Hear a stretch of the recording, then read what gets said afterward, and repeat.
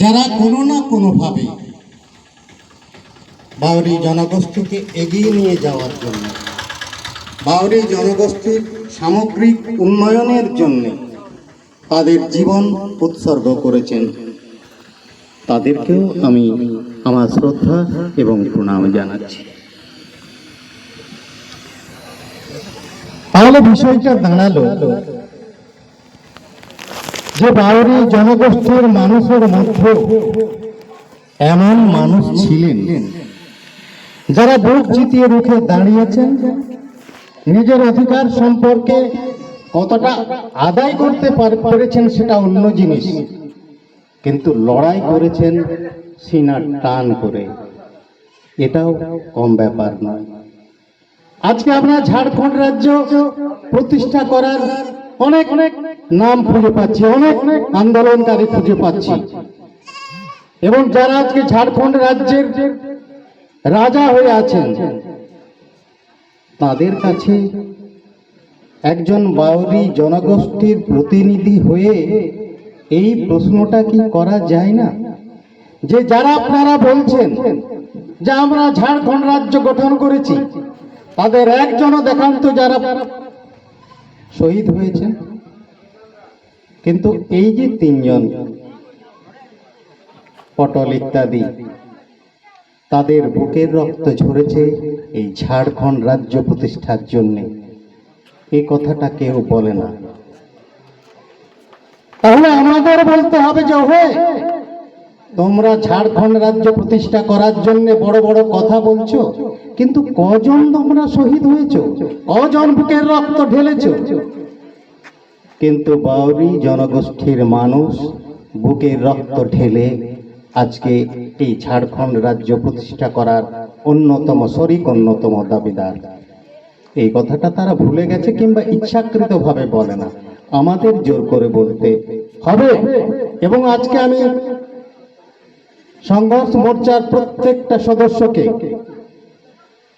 ধন্যবাদ জানাচ্ছি যে যারা অন্তত তুলে ধরার চেষ্টা করেছেন এই ক্রান্তিকারীদের, এই বিপ্লবীদের, এই শহীদদের নাম।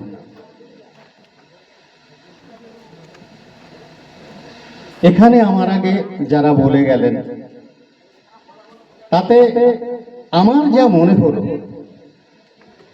যে বেশিরভাগ নেতৃত্বের কণ্ঠেই ধ্বনিত হলো হতাশার কথা, আমাদের না পারার কথা, আমাদের পিছিয়ে পড়ার কথা।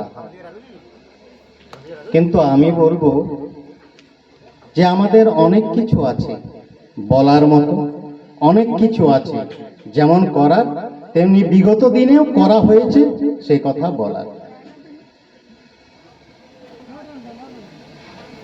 যদিও এখানের বিষয়টা চুয়াড় বিদ্রোহ আমি আগেই বলেছি, তা সত্ত্বেও আমি আমার জনগোষ্ঠীর সম্পর্কে দু একটি কথা এসেই যাবে বলবো।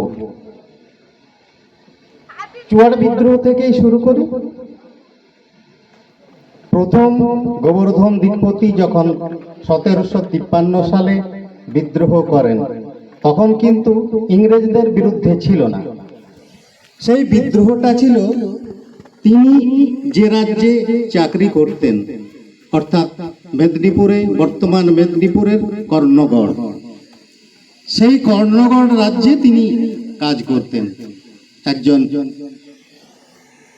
দিকপতি ব্যাপারটা এইরকম যে আমরা যদি বিগত দিনের ইতিহাস একটুখানি দেখি, তাহলে বর্তমান যে প্রয়াগরাজ যাকে বলা হচ্ছে, এলাহাবাদ, কুম্ভ মেলা যাচ্ছেন অনেকে পুণ্য স্নানে, সেই জায়গা থেকে সেই পথে হয়ে দিল্লি পর্যন্ত, দিল্লি থেকে আবার তক্ষশিলা, বর্তমান পাকিস্তানে, সেটা আমাদের মধ্যে নয়, সেইখান থেকে একটি রাস্তা এলাহাবাদ, এলাহাবাদ হয়ে পাটনা, তখন নাম ছিল পাটলিপুত্র, সেই পাটলিপুত্র বা বর্তমান পাটনা হয়ে আমাদের এই দিক দিয়ে তাম্রলিপ্তি, অর্থাৎ একটি সমুদ্র বন্দর, যা বর্তমানে সেই জায়গার নাম হচ্ছে তমলুক, এই পর্যন্ত একটি রাস্তা ছিল।